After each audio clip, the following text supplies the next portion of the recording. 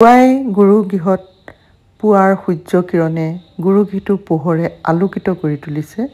এই অনুপম দৃশ্যটো দেখি এনে এটা অনুভৱ হয় যেন প্ৰত্যেক দিনে সূৰ্য দেৱতাই আহি প্ৰথমে গুৰুকে স্মৰণ কৰে।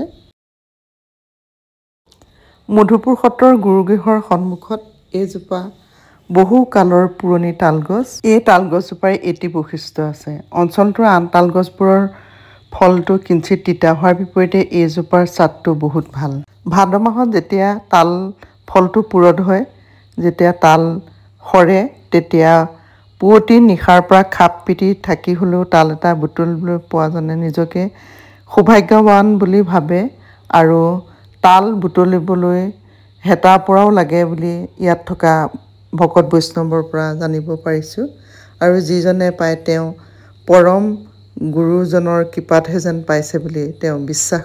গুৰুগৃহটোৰ ঠিক লগতেই যে এই সিংহজনা দেখিছে, তাৰ লগতে আছে পিছতে এই গছজোপাত মোৰ এবাহ দেখি পেলাই মোৰ মধুপুৰ নামটিৰ সন্দৰ্ভত কথা গুৰু চৰিত্ৰত এটি মনোৰম ঘটনা উল্লেখ কৰা কথা পঢ়ি মনত পৰি গ'ল।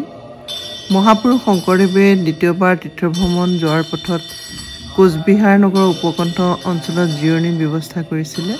ঠাইখন আছিল তোৰষা নৈৰ পাৰ। এজোপা পাৰলি বৃক্ষৰ তলত বহি গুৰুজনাই ভকতবৃন্দৰ লগত অমৃতসম কৃষ্ণ কথাৰ চৰ্চা কৰি আছিল আৰু গুৰুজনা আৰু ভকতবৃন্দই গছৰ খুৰুঙত মৌ এবাহ দেখি পাৰি আনি ভগাই খালে। সকলোৱে কৃষ্ণ কথাৰ লগতে মধুৰস পান কৰি পৰম তৃপ্তি লাভ কৰিলে। মহাপুৰুষ মাধৱদেৱে ক'লে, হৰিকথা মধুপান, লগতে গুৰুভক্তৰ ধূলা পৰা এইখিনি কি পুণ্যভূমি। এই কথা শুনি শংকৰদেৱে গুৰুজনাই ক'লে, বৰাপু, তোমাৰ আমাৰ পিছত ইয়াত মধুপুৰ নামেৰে এখন থান হ'ব। গুৰুজনাৰ অমৃত কণ্ঠেৰে নিগৰা এনে ভৱিষ্যৎবাণীৰ ফলতে আমি পৰম সৌভাগ্যৰে লাভ কৰিলোঁ পুণ্যভূমি মধুপুৰ ধাম। পুৱাৰ প্ৰসংগ কৰি আছে মধুপুৰ সত্ৰৰ শতাধিকাৰ প্ৰভুৱে।